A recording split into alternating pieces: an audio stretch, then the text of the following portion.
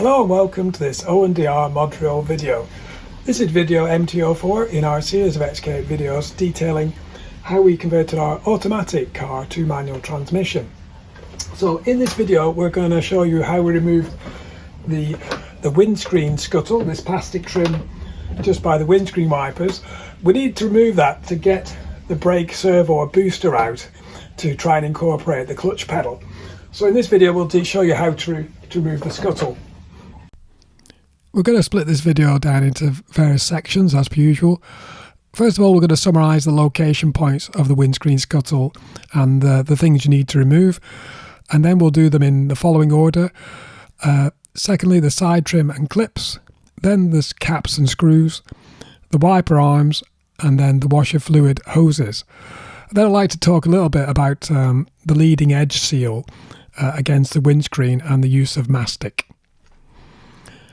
The tools I used in removing my windscreen scuttle were a small flat screwdriver, a cross screwdriver, a trim tool, and then a ratchet extension and 13mm socket. Section 1 then, locations.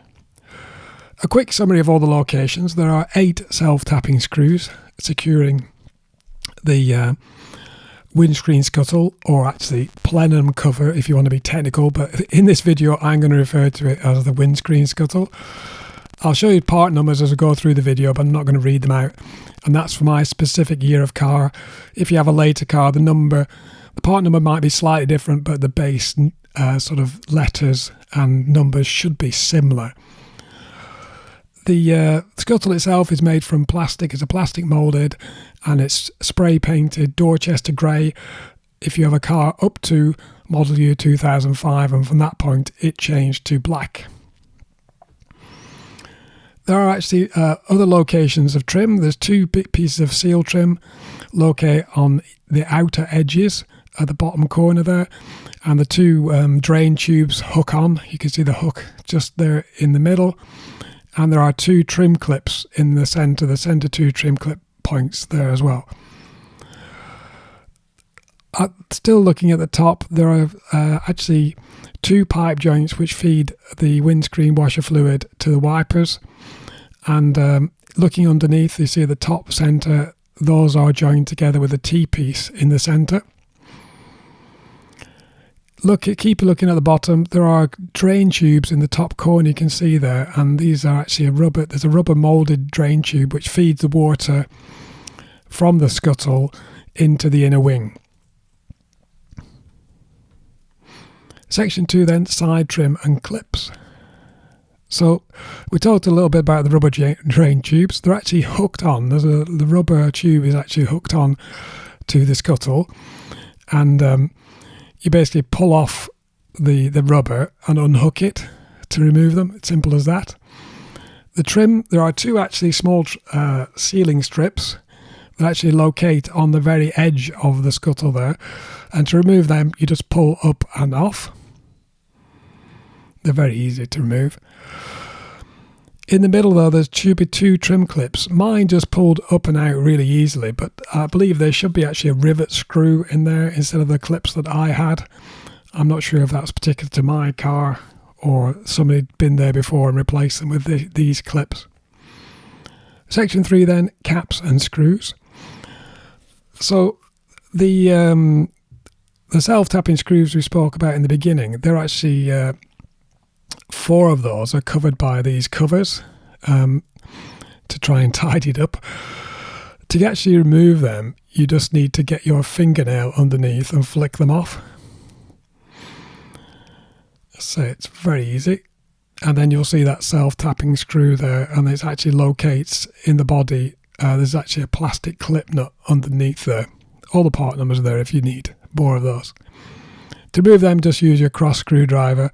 You can remove all screws, all the 6 screws, albeit 2 of them don't have any covers. Then don't forget there's the 2 at the bottom corner by that drain tube hook. You need to remove those as well in the same way. Section 4 then, wiper arms. So next you need to remove the wiper arms. I've given the part numbers there as well, left and the right, and obviously left hand and right hand drive are obviously slightly different. So you need to remove the plastic cap from the top. You need to use a small screwdriver just to lever that off gently. Try not to damage it. And underneath you'll find an M8 nut, a standard M8 nut holding the wiper in place. Now, obviously, with it being a standard M8 nut, you can remove that with a 13mm socket. Be careful not to lose the nut. And now, there's a tricky bit of getting these off. The first time I removed mine, and believe it or not, I've had them off several times, they are quite tricky. Because of the wiper arm being aluminium, the drive shaft is of the wiper mechanism is steel, you get a sort of... I think it's a photovoltaic or some sort of a electrical corrosion between them because of the dissimilar, it seems bimetal corrosion, I think it's called. And it actually jams the wipers on. So you can get tools to remove them, but I found the standard tools don't suit the Jag wiper arms. They're very big, those wiper arms. It's difficult to use them. So literally, you've got to be persistent and work the wiper backwards and forwards, possibly with a bit of penetrating oil to get them off. Once they're off, what I've done, and to make it easier for me to remove them a second time, is actually to use copper slip to coat the drive shaft,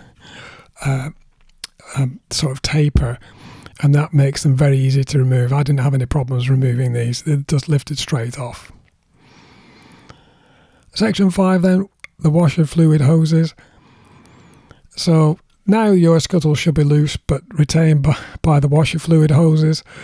So in order to get them off, you literally need to pull them off or just massage them off the connectors. The OD of the tube was 5mm, ID 3mm, I believe, or something like that.